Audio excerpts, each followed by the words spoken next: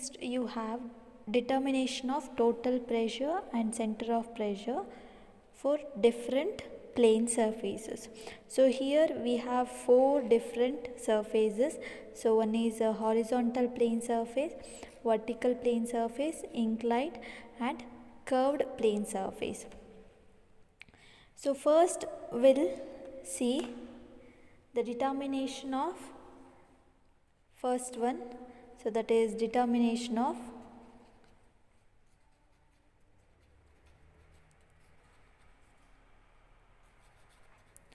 total pressure and center of pressure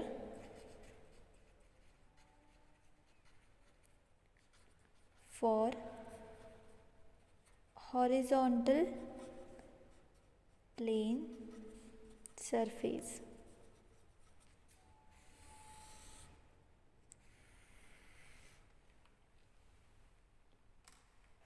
So here to derive what is the total pressure and center of pressure for a horizontal plane surface, so we'll consider a horizontal surface of area A. So this is an horizontal surface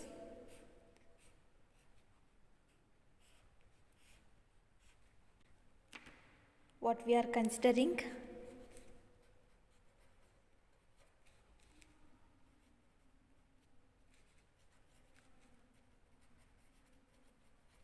of area capital A, and this surface, horizontal surface, is immersed in a static mass of liquid, so which has a specific weight of liquid W. So this horizontal surface, so we are going to immerse it in a liquid, so that is a static mass of liquid, which means the stationary liquid, so which has a specific weight W.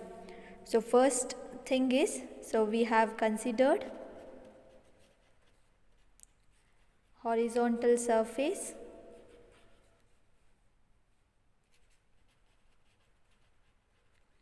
of area A, and this horizontal surface, this is a horizontal surface, so which is immersed in a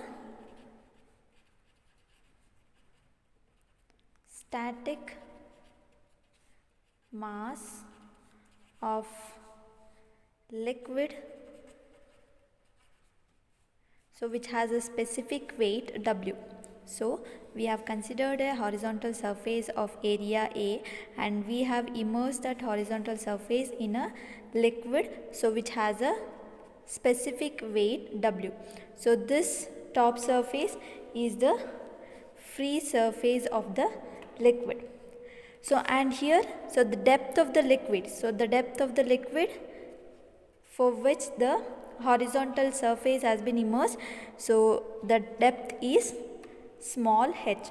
So small h represents the depth of the liquid at which the surface has been immersed. So horizontal surface is immersed, so at a depth h from the free surface of the liquid. So and here, so in case of horizontal plane surface, so all the points on the surface has a same depth below the free surface. For example, this is a horizontal surface, so if you considered any point on this horizontal plane surface, so this depth of this liquid will remain same at all the points. So that is a important part in case of horizontal surface. So which is, so every point on the surface is at same depth below free surface. So as we have immersed this, consider this is a horizontal surface, so we have immersed this horizontal surface in a static liquid, stationary liquid, so which has a weight W, and so if you considered any point, for example, if you consider the point here, this is the depth of the liquid from the free surface. So this is the depth of the liquid from the free surface. So if you considered any point like this, if you considered any point here, here or here or here, so at all the points, at every point, the depth remains same. So you consider this is horizontal surface, this is the depth h. So if you consider point other than this point or any point on this horizontal surface, depth will remains same. So as depth remains same, so the pressure P will remains same on the plane surface. So P means, so that is the pressure force which acts on this plane surface. So that P also remains same on this surface because so the depth is same. So we know what is the intensity of pressure. So we have studied the hydrostatic law. So the intensity of pressure, we know hydrostatic law is what? P is equal to W into H, that is nothing but specific weight into the H. So we know that law. So that is the intensity of pressure varies with respect to the depth of the liquid, that is H. P is directly proportional to H. So here, so P is the pressure which acts on the surface and the surface is at a depth H. So according to this hydrostatic law, the intensity of pressure, so the intensity of pressure P is equal to what? W into H. So and we know, so we have to obtain the total pressure force. So we have a relation between that pressure, intensity of pressure and the force, that is intensity of pressure is equal to force by area. So force is equal to pressure into area. So total pressure force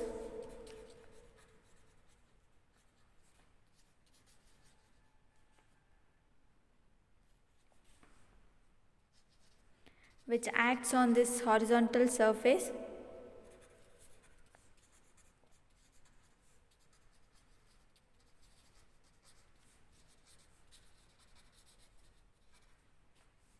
is force is equal to pressure into area. So pressure is what? It is W into H, W into H into A. And here in case of horizontal plane surface, so since the surface is immersed horizontally, the depth H so is same at all the points. Since depth is same at all the points, so this depth is equal to the centroidal distance, which is x bar. The centroidal distance is denoted with the symbol x bar. So why that depth itself is equal to x bar? Because so it is a horizontal, the plane surface is immersed horizontally. So as the depth remains same over the entire horizontal surface, so this whatever the depth is there, that is H, will directly equal to the centroidal distance. So now, so F will be equal to what? W A x bar, because H is equal to x bar. So we have substituted H as x bar. So the equation for total pressure force is F is equal to W A x bar, and x bar is what? It is the centroidal distance from free surface. And this whatever this total pressure force is there, so that pressure force will act so exactly at the centroid in a vertical direction, so that F will act downward, vertically downward at the centroid. So the centroid of this surface is this. So the center of the plane surface is the center of gravity or centroid. So hence, so for a plane area immersed horizontally in a liquid mass, the center of pressure V is equal to center of gravity, because so whatever this force will act exactly at the center of gravity. So that's why that is the point of application. So the center of pressure is equal to the center of gravity, so which is x bar, so which is nothing but the point of application of